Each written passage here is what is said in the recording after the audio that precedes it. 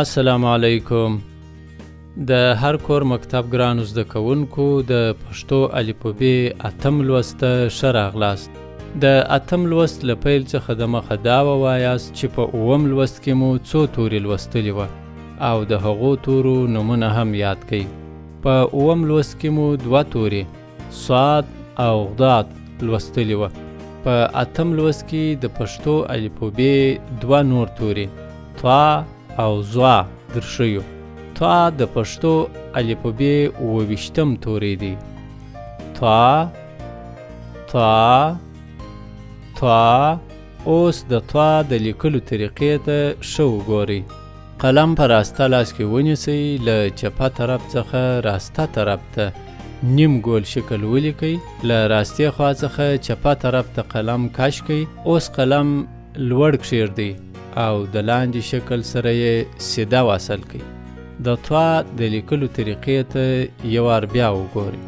اوس نو د طا غږ زما سره یو ځای تکرار کړئ.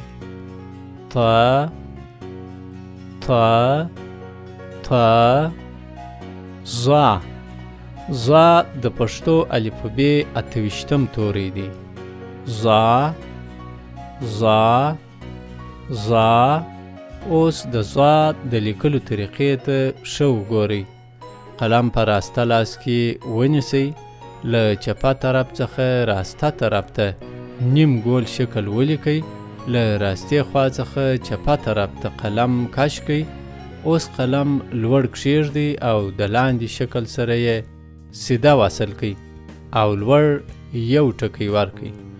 د ظا د لیکلو طریقې ته یو وار بیا وګورئ. اوس نو د ظا غږ زما سره یو ځای تکرار کړئ. ظا ظا ظا.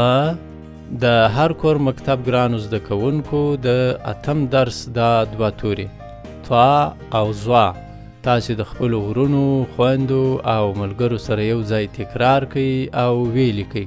تر نهم لوست پورې خوشحاله او آرام ژوند ولرئ. په مخه مو شه.